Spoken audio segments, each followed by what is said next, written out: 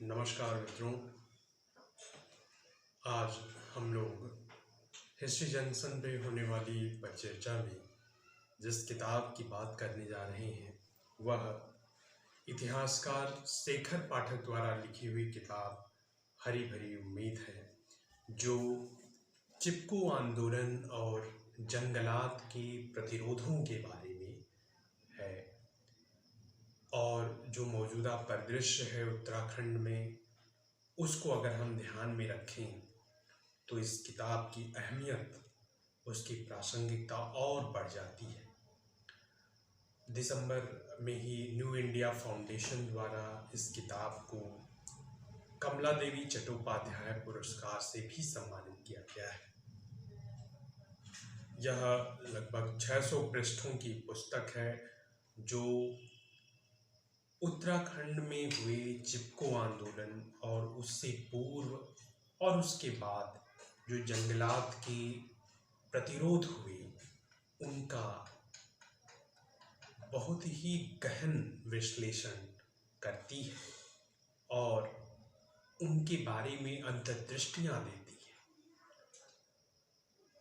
शेखर जी चिपको आंदोलन और जंगलात के जो प्रतिरोध हैं उनको एक बहुपरती आंदोलन के रूप में देखते हैं। ऐसा आंदोलन जिसके बहुत से स्तर रहे हैं, जो किसी एक व्यक्ति या किसी एक संस्था ने नहीं खड़ा किया, बल्कि उसमें व्यक्तियों, समूहों और संस्थाओं की भागीदारी थी।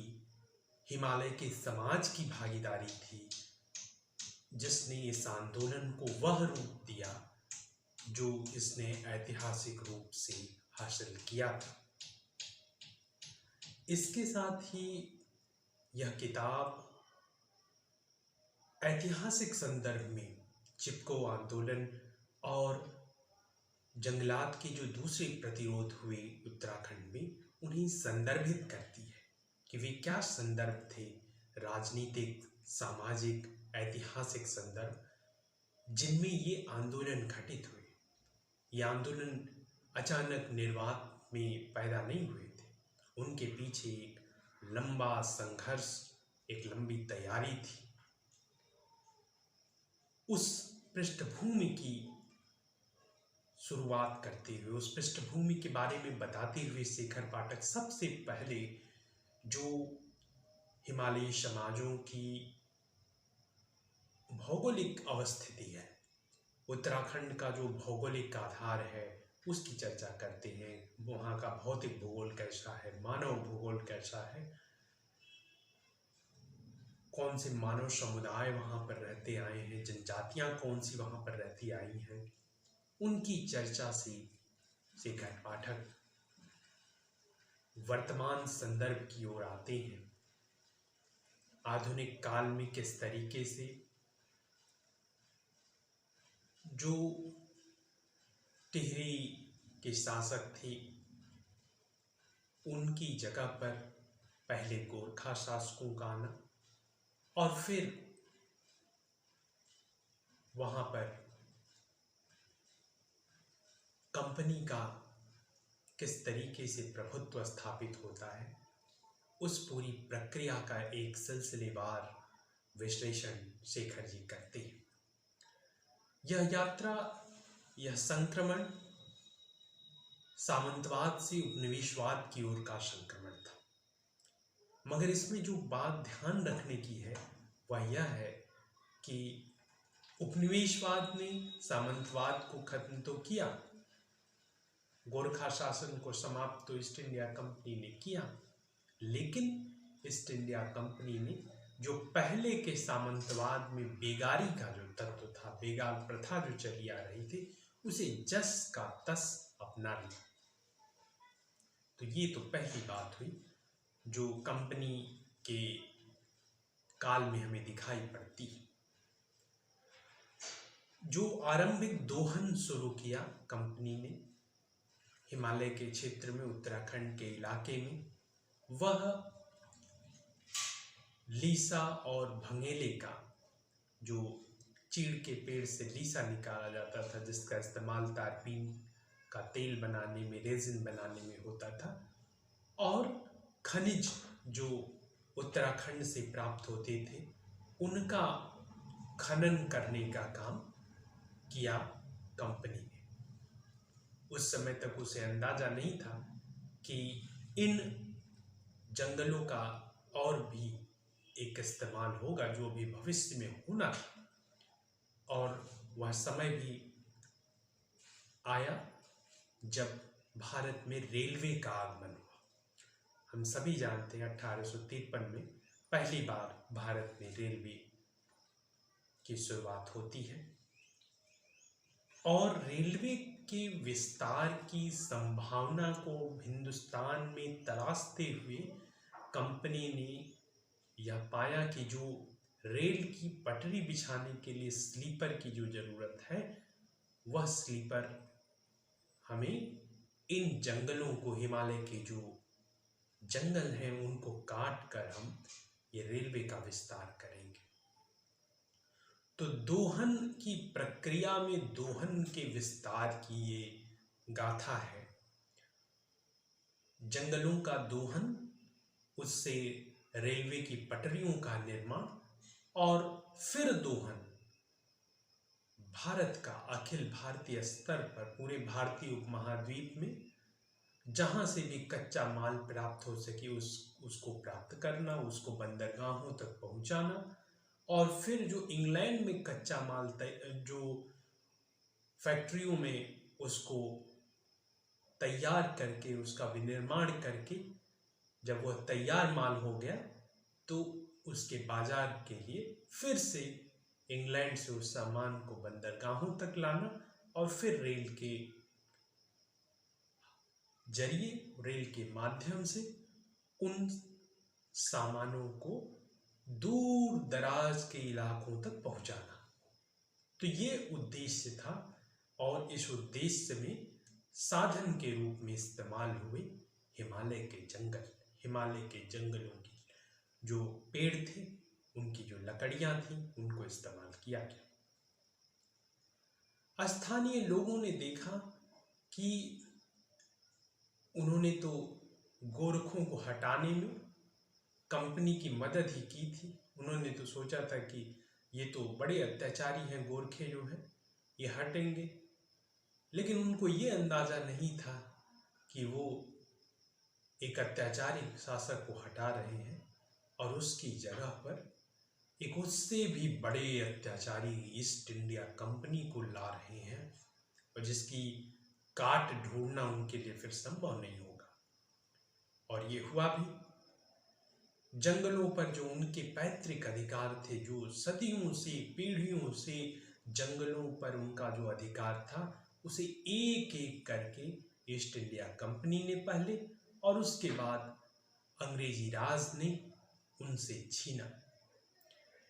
लोगों के रोजमर्रा के जीवन में इस्तेमाल होने वाली चीजों को उपलब्ध कराने वाले जंगल, उनके भवनों के लिए इमारती लकड़ी देने वाले जंगल, उनके पशुओं के लिए चारा उपलब्ध कराने वाले जंगल, उन्हें बीमारी की स्थिति में, रोग की स्थिति में जड़ी बूटियां, औषधियां उपलब्ध कराने वाले जंगल अब उनके नहीं रहे। अब उस पर कंपनी और ब्रिटिश राज का अधिकार हो गया। और इसके विरोध में धीरे धीरे प्रतिक्रियाओं की एक लंबी श्रृंखला शुरू होती है, जिसके बारे में शेखर पाठक लिखते हैं। 19वीं सदी में एक ओर तो वनों का, जंगलों का अध्ययन किया जाने लगा कि क्या क्या संभावनाएं हो सकती हैं दोहन के लिए। उसे नाम तो दिया गया वैज्ञानिक वानिकी का, लेकिन उसमें वैज्ञानिकता जैसी कोई चीज नहीं थी। असल में वो तो व्यापारिक और वाणिज्यिक दोहन के लिए बनाया गया था, और उसमें नथानियल वालिज जैसे लोग, विलियम रॉक्सबर्ग जैसे लोग उसमें शामिल थे, जो साइंटिफिक फॉरेस्ट्री जो कही जाती थी। और उसमें धीरे धीरे जंगलात का महकमा कायम हुआ। 1864 में जंगलात विभाग बन गया। दूसरी ओर अब जंगलात विभाग के बनने के बाद ऐसी नीतियां बनाई जाने लगी कि कंपनी को तो सुविधा हो, ब्रिटिश राज को तो सुविधा हो जंगलों के दोहन में, लेकिन जो स्थानीय लोग हैं, जो वर्षों से उन जंगलों का इस्तेमाल करते आए थे, उनकी हिफाजत करते आए थे, उन्हें रातों रात वंचित कर दिया जाए, जंगलों में प्रवेश करने से रोक दिया जाए, जंगलों से लकड़ियां काटने पर रोक लगा दी जाए, ऐसे नियम बनाए गए।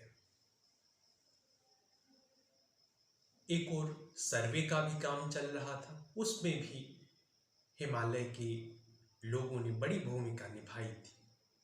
औपनिवेशिक अधिकारियों ने और अंग्रेजी राज ने कभी उनके योगदानों को स्वीकार्यता देना, उसको संज्ञान में लेना जरूरी नहीं समझा।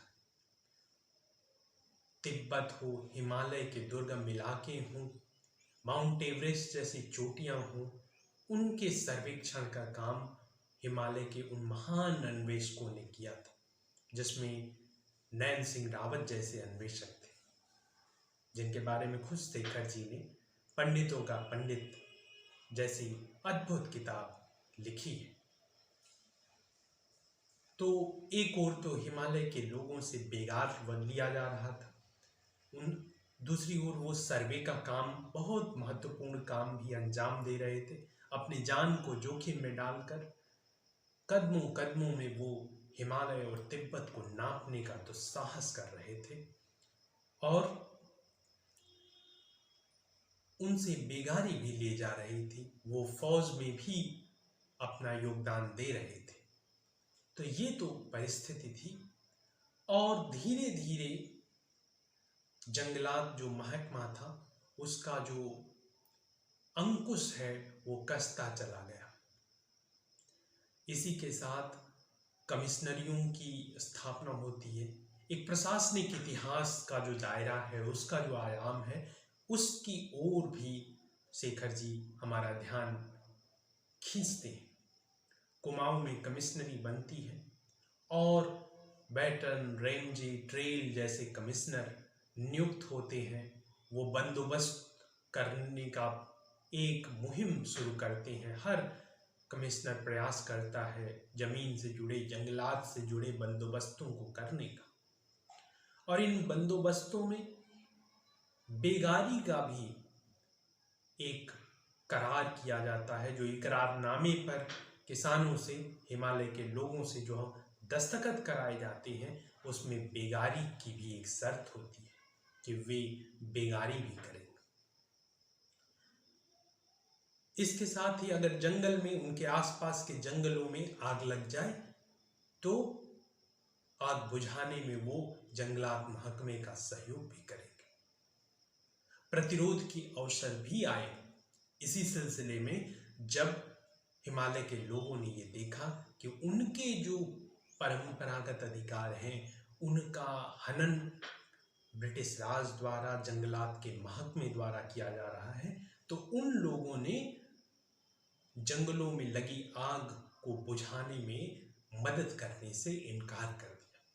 यह रोजमर्रा के जीवन का एक प्रतिरोध है, जिसकी बात रणजीत गुहा और जेम्स स्कॉट जैसे इतिहासकारों ने की है। जेम्स स्कॉट, जिसे वेपन्स ऑफ द वीक कहते हैं, उसका एक उदाहरण है, जहां लोगों ने आग बुझाने में मदद देने से इनकार किया। कुली जो सामान ढोते थे, उनके रास्ते में अवरोध खड़े किए। जंगलात के जो कर्मचारी थे, उनको गुमराह किया, उनको सही रास्ता नहीं बताया। अधिकारियों की, कर्मचारियों की राह में अड़चनें डाली, बेगार करने से मना कर दिया।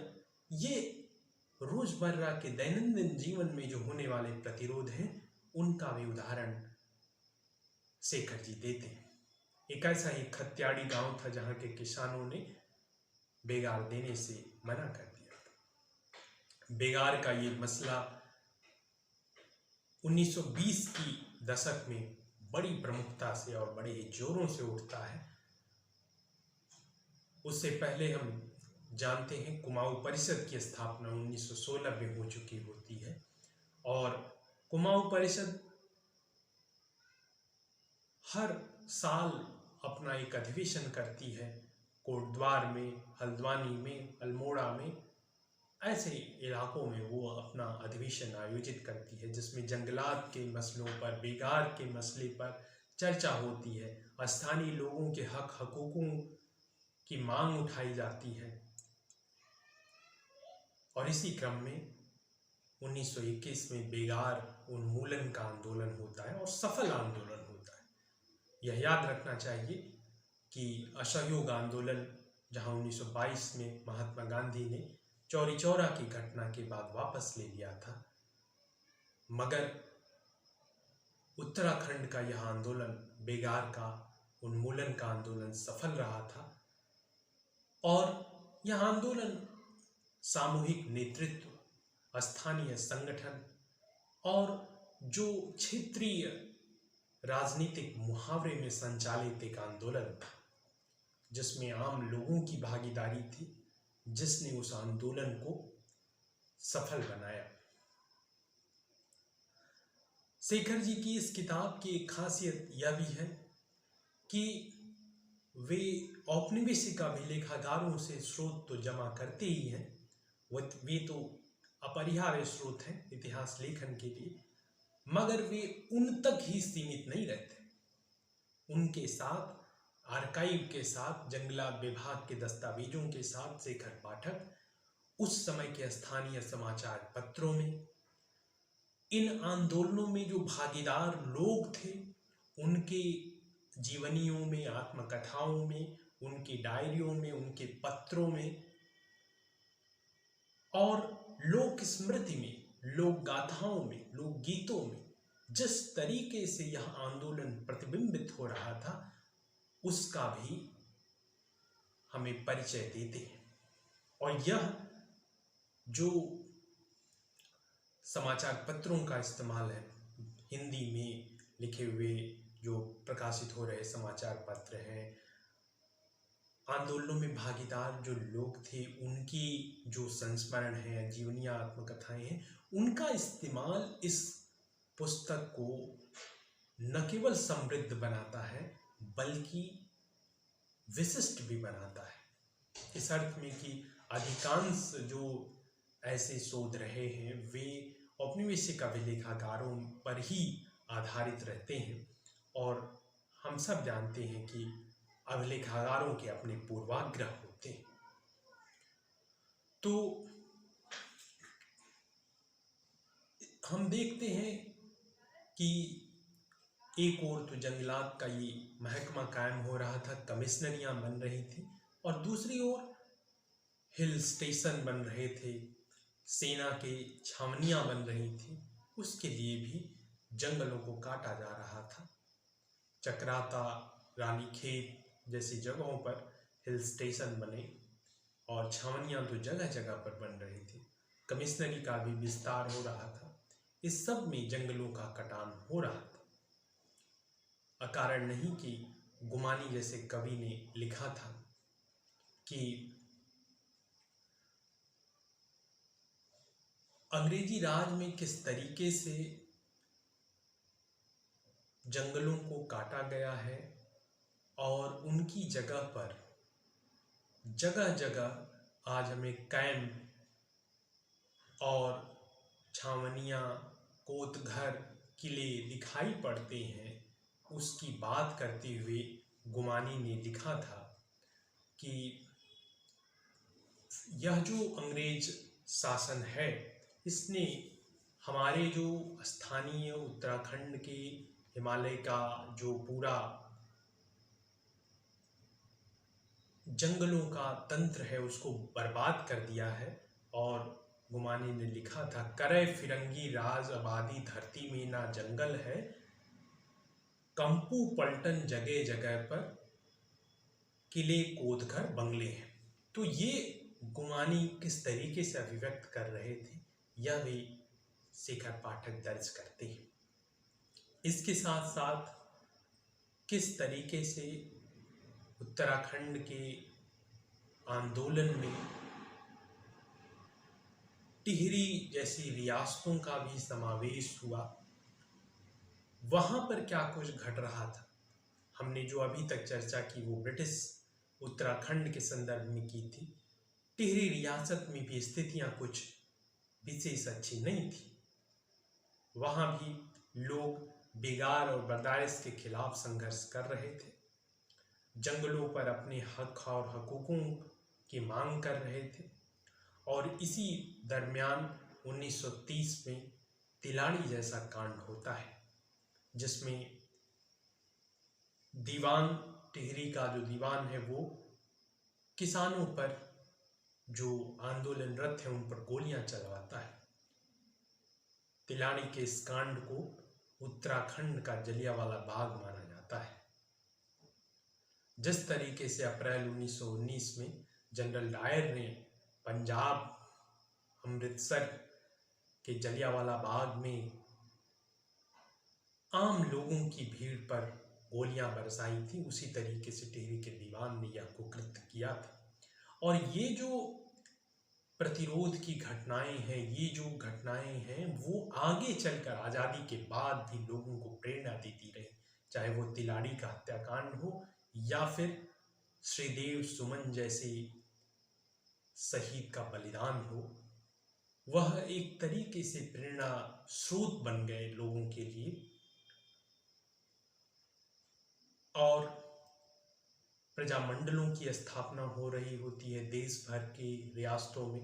टिहरी में भी 1939 में प्रजामंडल बना और जोरदार आंदोलन टिहरी रियासत में चलता है। आज़ादी के बाद टिहरी रियासत का विलय होता है उत्तर प्रदेश में, और एक उम्मीद जगती है लोगों के मन में कि अब तो हम आज़ाद हो गए हैं। वे लोग जो इन आंदोलनों में भागीदार थे, गोविंद बल्लभ पंत जैसे लोग, वो अब उत्तर प्रदेश के मुख्यमंत्री थे। तो एक उम्मीद जगी लोगों के मन में कि अब कुछ तस्वीर बदलेगी, जंगलों से जुड़े जो तमाम नियम कानून हैं उनमें कुछ बदलाव आएगा। लेकिन जैसे जैसे साल बीते, लोगों की उम्मीदें धूमिल पड़ती हो चली गई। 1952 में जब जंगलात का पहला नियम बना, वन नीति बनाई गई, तो वह 1927 के वन अधिनियम के अंतर्गत थी। और यह साफ कर देता है कि औपनिवेशिक से उत्तर औपनिवेशिक सरकार का जो संक्रमण है, उसमें उत्तर औपनिवेशिक सरकार ने उन तमाम नियमों, कानूनों, अधिनियमों और नियमावलियों को अपना लिया, यथावत अपना लिया, जो औपनिवेशिक काल में लागू थे, औपनिवेशिक सरकार द्वारा निर्मित थे, और जिनके विरुद्ध उन लोगों ने संघर्ष किया था जो उत्तर औपनिवेशिक काल में आजाद हिंदुस्तान में सत्तासीन थे, सबसे ऊंचे पदों पर बैठे थे। तो 50 का दशक और धीरे धीरे मोहभंग का आरंभ उत्तराखंड में हुआ। और यह वही समय है जब उत्तराखंड में कुछ नई शक्तियां सृजन के कार्य में लगी हुई थी, जिसमें सर्वोदयी लोगों का एक बड़ा योगदान था। विनोबा भावे ने 50 के दशक में ही भूदान और ग्रामदान आंदोलन जैसे को चलाया देश में, और उत्तराखंड में भी विनोबा से प्रभावित सुंदरलाल बहुगुणा, विमला बहुगुणा जैसे लोग कार्यरत थे। सरला बहन लक्ष्मी आश्रम के माध्यम से सक्रिय थी। सुंदरलाल और विमला जी ने पर्वतीय नवजीवन आश्रम की स्थापना की थी, और सृजन का रचनात्मक कार्यक्रम वे लोग लगातार चला रहे थे। शराबबंदी का कार्यक्रम, उन सर्वोदयी कार्यकर्ताओं ने जब जमीन पर जब उन्होंने कार्य करना शुरू किया, तो यह बात उन लोगों ने जल्द ही समझ ली कि विनोबा का जो भूदान और ग्रामदान का जो आंदोलन है, जो मुहिम है, उससे उत्तराखंड के लोग जुड़ते हुए नजर नहीं आ रहे, क्योंकि उनकी समस्याएं अलग हैं, उनके मुद्दे अलग हैं। और अगर उनको जोड़ना है आंदोलन से, तो हमें उनके जो सरोकार हैं, उनके जो मुद्दे हैं, उनको उठाना होगा, तभी हम उनको अपने साथ ले पाएंगे। और इस बात को उन लोगों ने बहुत गहराई से समझा, और इसीलिए जो उनके उत्तराखंड के जो स्थानीय मुद्दे थे, उनको उठाना सर्वोदयी लोगों ने, कार्यकर्ताओं ने शुरू किया। दूसरी ओर चंडी प्रसाद भट्ट जैसे लोग थे, जो गोपेश्वर में दसौली ग्राम स्वराज्य संघ 1964 में बन चुका था। मान सिंह रावत और जयप्रकाश जी की राजनीति से बहुत गहरे चंडी प्रसाद जी प्रभावित थे, और इन सभी लोगों ने उत्तराखंड में जो जंगलात के आंदोलन हुए आज़ादी के बाद 60 के दशक में, 70 के दशक में, उसमें बहुत बड़ा योगदान दिया। गोविंद सिंह रावत, शमशेर बिष्ट, आनंद बिष्ट, इन सभी लोगों ने, शेखर जी, यह दिखाते हैं कि ये जो आंदोलन है चिपको का या जंगलात का आंदोलन, वो सामूहिक भागीदारी पर आधारित था, जिसमें आंदोलन में सक्रियता के दौरान ही अपने नए मुहावरे गढ़ रहा था वह आंदोलन, अपने नारे विकसित कर रहा था। कोई बाहर से थोपा हुआ वो न तो उसकी वैचारिकी थी और न ही आंदोलन के कार्यक्रम बाहर से आयातित थे। वो उत्तराखंड की जमीन से उगा हुआ आंदोलन था, जिसके नारे, जिसके कार्यक्रम बिल्कुल स्थानीय आधार पर विकसित किए गए थे, स्थानीय लोगों के द्वारा विकसित किए गए।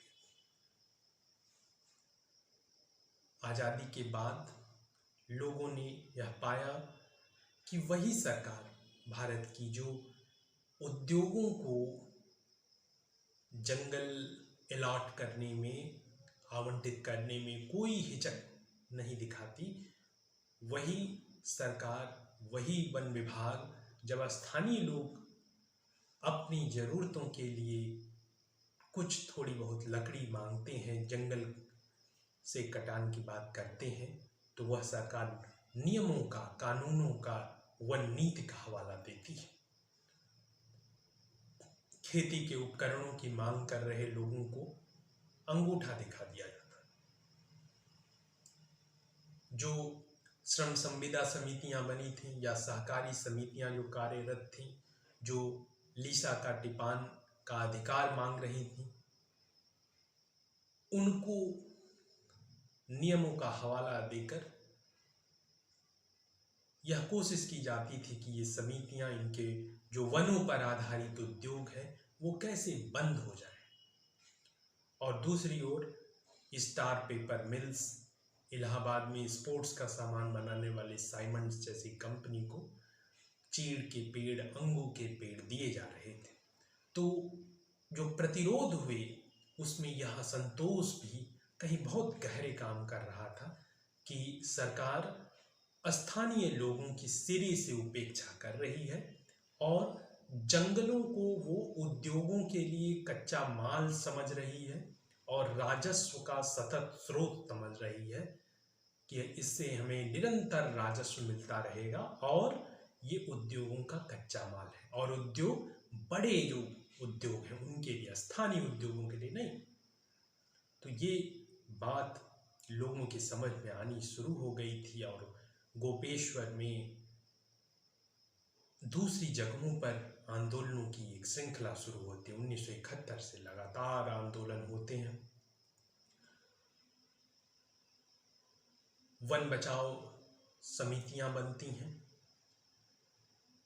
और 1974 का वह क्षण भी आता है जो चिपको आंदोलन को विश्व पटल पर ले जाता है, पहले राष्ट्रीय स्तर पर और फिर अंतर्राष्ट्रीय स्तर पर। रेणी गांव में यह जो जंगलात का आंदोलन था, मंडल से होता हुआ फाटा रामपुर और रामपुर से रेणी तक पहुंचता है। रेणी में आंदोलन जो करने वाले लोग थे वो महिलाएं थी। महिला मंगल दल की प्रमुख थी गौरा देवी।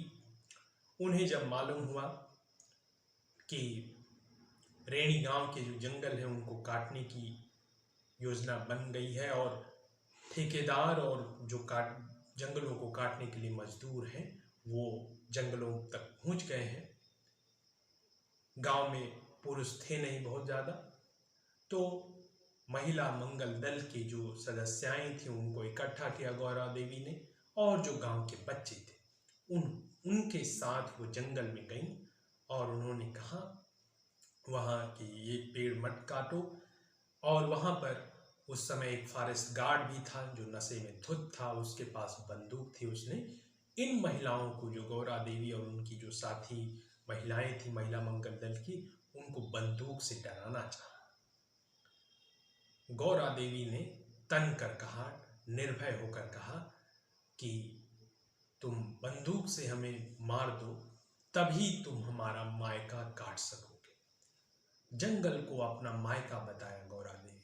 और शेखर जी ने इस लिखा है कि ये जो बात उन्होंने कही कि बंदूक से पहले हमें मार दो फिर हमारा मायका काटो, उसके बाद एक सर पूरा चुप्पी फैल गई, सब स्तब्ध, अवाक।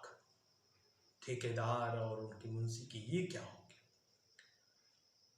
शेखर जी लिखते हैं कि नीचे ऋषि गंगा बह रही थी, ऊपर पहाड़ नंदा देवी की ओर उठे हुए थे और बीच में यह चुप्पी से प्रतिरोध का एक आख्यान लिखा जा रहा था। यह चिपको का एक अविस्मरणीय क्षण था। उन महिलाओं ने नारे नहीं लगाए।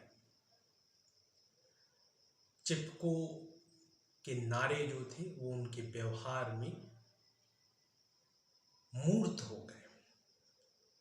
शेखर जी ठीक ही लिखते हैं कि शब्द जब कर्म बन जाते हैं तो नारों को उच्चारित करने की जरूरत नहीं रह जाती। यह वैसा ही क्षण था, शब्द कर्म बन गए थे। तो महिलाओं की भागीदारी ने इस पूरे आंदोलन को एक नया आयाम दिया। श्यामा देवी, इंदिरा देवी, बचनी देवी, सुदेशा देवी, ऐसी तमाम महिलाएं जो उत्तराखंड के गांवों की आम महिलाएं थीं, अधिकांश उनमें पढ़ी लिखी नहीं थी, उन महिलाओं ने जंगलों के महत्व को समझा, उनको अपना मायका बताया और उनकी रक्षा के लिए वे तत्पर हुई, प्रतिबद्ध हुई और ठेकेदारों से, वन विभाग से उन्होंने लड़ाई लड़ी अपने जंगलों को बचाने के लिए, अपने मायका को बचाने के लिए। और धीरे धीरे जो यह आंदोलन है वो फैला। उसमें बीच में आपातकाल के दौरान एक ठहराव आता है, लेकिन आपातकाल के हटते ही फिर से एक नई ऊर्जा के साथ, एक नए उमंग के साथ यह आंदोलन फिर से उठ खड़े होते हैं, जिसमें नैनीताल में जो जंगलों की नीलामी हो रही होती है उसका प्रतिरोध किया जाता है। नीलामी के अवसर पर ही प्रतिरोध होता है और बड़ा जबरदस्त दमन होता है पुलिस के द्वारा, पीएसी के द्वारा। मगर आंदोलनकारी हटते नहीं हैं, डिगते नहीं हैं, वो जेल जाते हैं, यातनाएं सहते हैं, लाठियां खाते हैं, मगर अपने कर्तव्य पथ से वो हटते नहीं हैं। ये इस आंदोलन की खूबी है। उत्तराखंड संघर्ष वाहिनी की स्थापना इसी दौरान होती है 1977 में, जो एक नया राजनीतिक तेवर चिपको आंदोलन को देती है। लोगों ने यह पाया कि जिसे जनता पार्टी के सत्ता में आने के बाद जिसे दूसरी आज़ादी बताया जा रहा था, वह दूसरी आज़ादी तो थी ही नहीं, बल्कि वह तो और भी दमनकारी थी। और दमन का एक नया दौर उत्तराखंड ने उस दौरान देखा था। दमन था तो दमन के खिलाफ संघर्षों का भी दौर चला और शेखर जी जंगलात के इन आंदोलनों के साथ साथ जो उत्तराखंड में पूरी मुहिम चल रही होती विश्वविद्यालयों की स्थापना के लिए या और जो मांग चल रही होती है राजनीतिक दायरे में, उनको भी जोड़ने की एक कोशिश इस किताब में करते हैं और उसको ऐतिहासिक संदर्भ में भी बताते हैं और आगे चलकर उत्तराखंड का जो मांग होता है वह भी किस तरीके से चिपको आंदोलन उसे एक ऊर्जा देता है और वही लोग जो चिपको आंदोलन में सक्रिय थे आगे चलकर उत्तराखंड के लिए जो आंदोलन होता है उसकी मांग को लेकर जो आंदोलन होता है उसमें बड़ी अहम भूमिका उन लोगों ने निभाई थी। और उस समय आज़ादी के बाद के समय में, जैसे शुरू में मैंने स्थानीय समाचार पत्रों का हवाला दिया था, आज़ादी के बाद के समय में ये जो आंदोलन हो रहे थे 60 के दशक में, 70 के दशक में, वे स्थानीय समाचार पत्रों में या जो उन आंदोलनों से जुड़े हुए जो मुखपत्र थे, संगठनों के मुखपत्र थे, अनिकेत, नैनीताल समाचार, युगवाणी,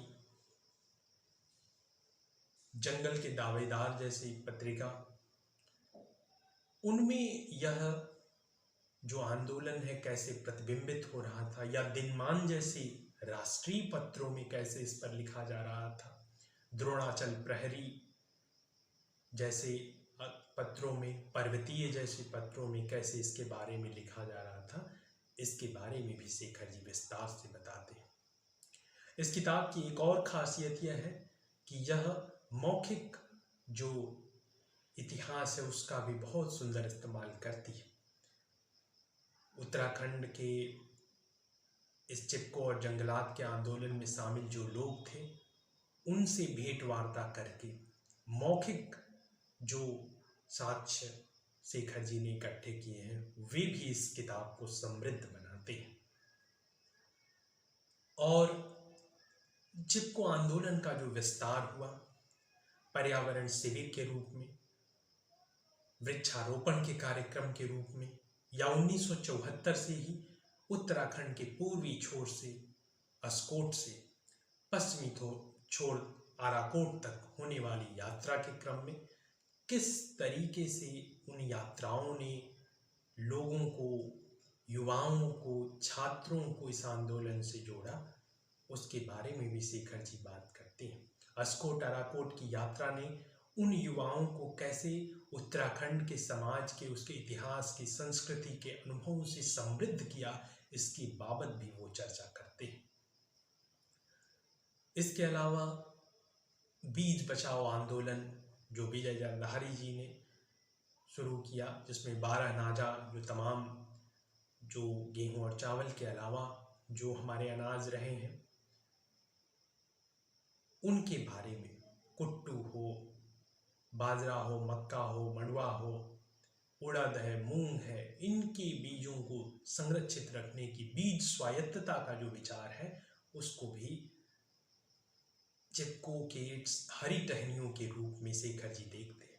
माउंटेन सेफर्ड जैसा कार्यक्रम जो हिमालय में, जो हिमालय को जानने के लिए, और वन जो गांव हैं, हिमालय के गांव, उनके पर्यटन की संकल्पना उसमें रखी गई है। इसके साथ साथ जो बिजली सत्याग्रह हुआ जिसमें घराटों से बिजली बनाने की बात हुई, या मैती का कार्यक्रम जिसमें